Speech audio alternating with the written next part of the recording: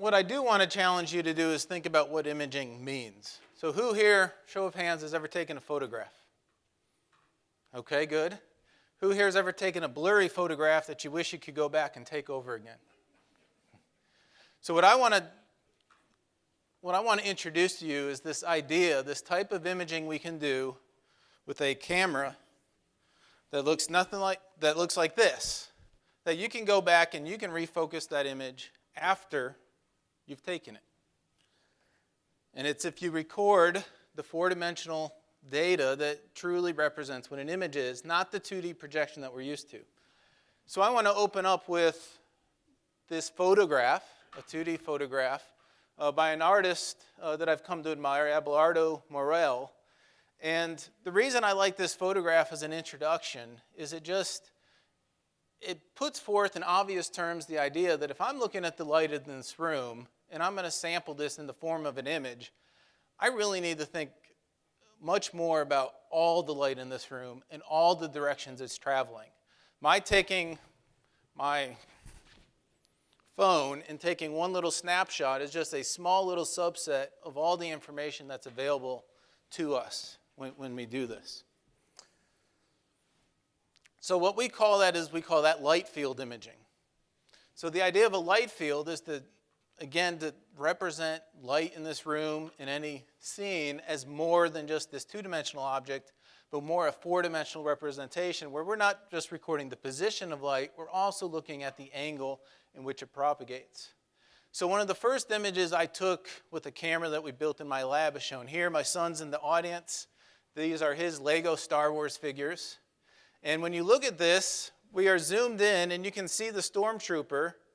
Those that are Star Wars fans probably recognize Darth Vader there. But in the background, you have trouble seeing what's there. Now, this was one snapshot. We didn't refocus the camera. On the computer, my students processed the information from this image. And now we're able to resort through all the information captured in that single snapshot and see that that was C-3PO in the back. So we can now adjust our focal plane. So we can virtually do this on a computer afterwards. That's the real strength to this.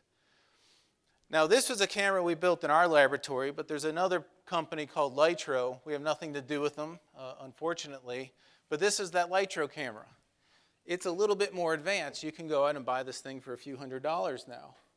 And now you can take an image like this, where maybe if you've been there, you recognize what that is in the back. But again, on your computer, you can refocus your image.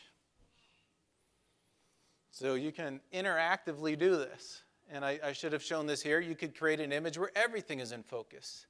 So you have three-dimensional information in the sense that you can refocus, but you also have this control over the depth of field of the image. Now, why do I, as an aerospace engineer, care about this technology besides it's cool? And like the previous talk said, we're here to play. Well, I found a way to play through my work.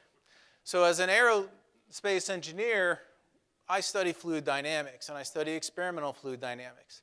And one of our common techniques to look at things is to put smoke in the air and just watch where the smoke goes. But we were always constrained, or not always, but for the most part constrained, the two-dimensional imaging of a very 3D flow field. So this is just an example of this. This is a very low-speed jet, just a round exit. The smoke's coming out the exhaust. It's one of the simplest flow fields you could imagine trying to create. And you get this very rich, complex pattern coming out of it with these vortices, these little tornadoes that come out in this image. But this is a 2D image. Now, when we look at that in 3D, the flow field becomes a lot more complex. So if you imagine you want to solve some applied problems with fluid dynamics and turbulence, we need 3D imaging technology. Now, the hidden story behind this image is it took me $500,000 of equipment to get this image.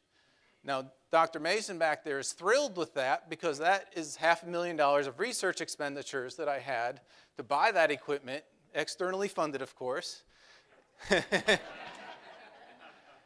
But from my point of view, that was not a long-term viable way to approach this sort of problem. I needed something simpler, something where we could take our equipment, take these tools, and go other places and try to do these measurements. And in fact, we took that $500,000 of equipment, we put it on a U-Haul truck, drove it to Texas, drove it to Florida. I had to have a PhD student that was dedicated to operating all that. It was a mess. The other way we do 3D measurements, this is similar, that other people are converging on, is on the left, there are 6 cameras looking inside that wind tunnel.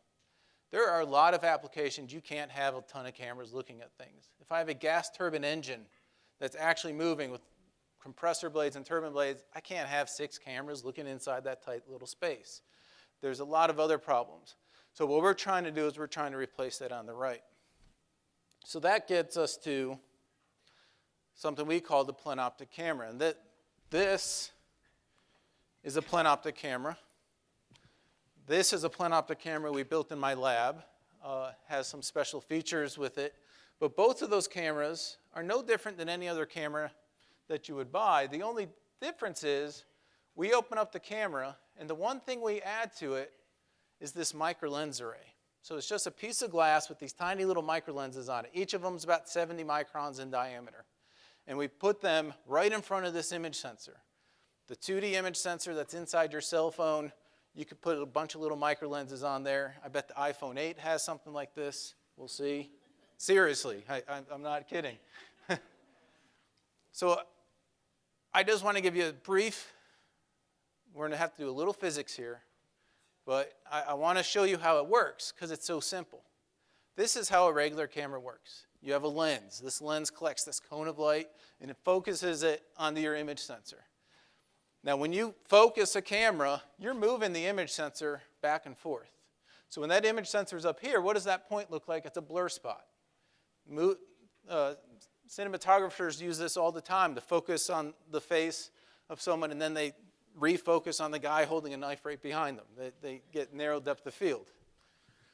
But that image sensor, that camera, it doesn't know what angle that light came in. It's just gobbling up all the light that came in. So we take that same idea, but we put these little micro lenses in front of the image sensor. So now what's happening is this micro lens is taking just a little portion of that light and focusing it onto my image. And so as we cycle through the different pixels behind each micro lens, each pixel is now a different angle. So we just, this one little element added in, added a whole bunch of information that we have to capture. This is what an image looks like. If you zoom in, you see all these little micro lens images. So it's not unlike a conventional thing. Now the secret sauce is all the image processing that goes on behind the scenes, and we can talk about that offline. So back to this fluid dynamics problem. This is an example of a 3D flow field that was captured with this camera. So we see the experimental setup on the right. You just point the camera. In this case, this is just a little bump on a wall. Surprisingly, a little bump on a wall is a very hard thing to model, and you would need a supercomputer to solve that flow field. So it's not a simple problem to solve. But with our camera, we're able to see that the flow moving over this bump on the wall creates this large vortex, this large recirculation region that traps fluid, traps particles there behind it. This is actually motivated a little bit by geoscience in the sense that flow over riverbeds, sediment transportation, how does a rocky riverbed lead to sediment getting mixed up or deposited on the ground?